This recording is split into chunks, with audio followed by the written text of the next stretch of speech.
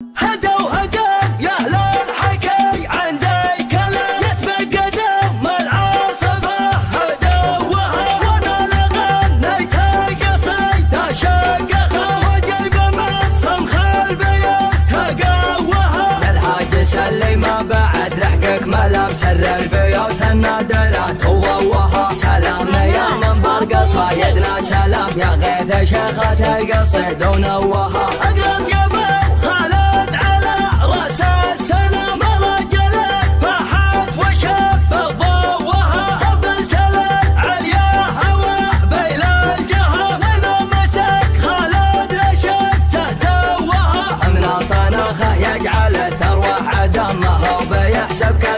من شوها اسما يسجل في سجل الاحترام مجالس الطرات جاف علوها شرى من بالماينة مصر بيان سمو وبالرجح زها سموها وان قنيت الوضح جعلك على القهوة انت ما الهوى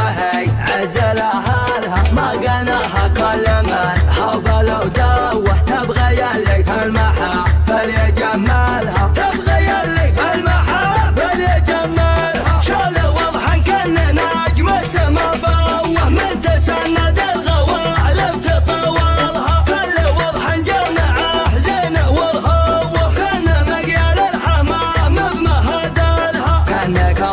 سيحطه نجرة وكان تنكس الظهر من معاقلها ما سطرها الأعراضات كانها تنوه كالطبخ تليها يدحم أولها والجنب جمع الجماع ضب ومروه يحتمون البلقاء لو ما نهالها لابة يوم اشهبال وقت وسط الليال يحتمل مقافقة مو ملبنا النداء نوم عيني المرأة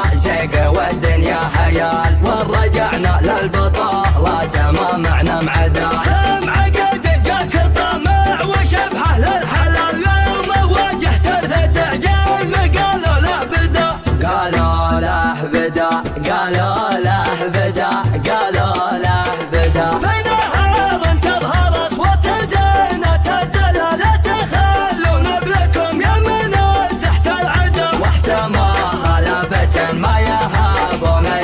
تحتها تحذف بيالك شيوخ وعقده تطرب الشايب تعايل شغمم العيال لانثنوا للجمع يلعب بسيفه ويحدا للفخر والطيب ناقف مثل شم الجبل لو ذبحنا الفقر موت الفتى ولا الردى هدى وهدى يا اهل الحكي عندي كلام يسبق قدم العاصفه هدى وها وانا لغنيت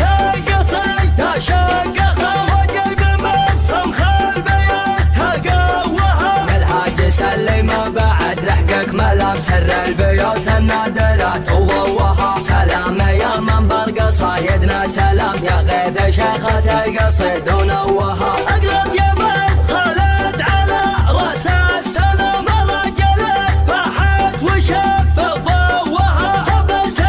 عليا هوى بين الجهه